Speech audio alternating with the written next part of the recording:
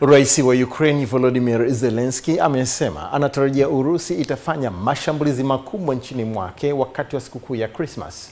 Amesema hayo wakati Moscow ikishambulia miundombinu ya nishati huko Kiev. Mwanahabari wetu Exaudi Mtei na habari hiyo.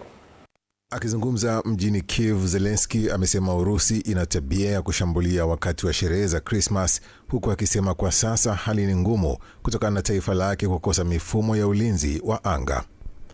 Ukraine itasherehekea rasmi Christmas Disemba 25 kama ilivyo kwa Wakristo wengine, lakini kwa Ukraine walio wengi wanaendelea kuisherehekea siku hiyo Januari 7 wakifuata desturi ya madhehebu ya Wakristo ya Orthodox kama ilivyo pia nchini Urusi. Katika hotuba yake, Rais Volodymyr Zelensky pia alisema anatarajia timu yake ya wapatanishi kurejea Ukraine hii leo baada ya kuwa na mazungumzo ya kina na mjumbe maalum wa Marekani Steve Witkoff huko Miami, Florida.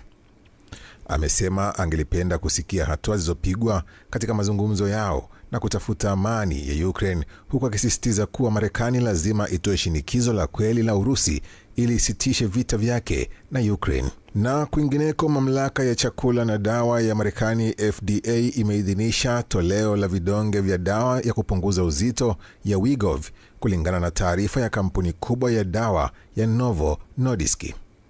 Ni kidonge cha kwanza cha aina yake kupokea idhini na kuashiria enzi mpya ya dawa za kupunguza uzito. Watengenezaji wa Wegovy kutoka Denmark, Novo Nordisk, wamesema kidonge cha mara ya kwanza kwa siku ni chaguo rahisi kuliko sindano na hupunguza uzito sawa na sindano. Hii inakuja baada ya Wegovy kuidhinishwa na FDA kwa ajili ya kupunguza uzito.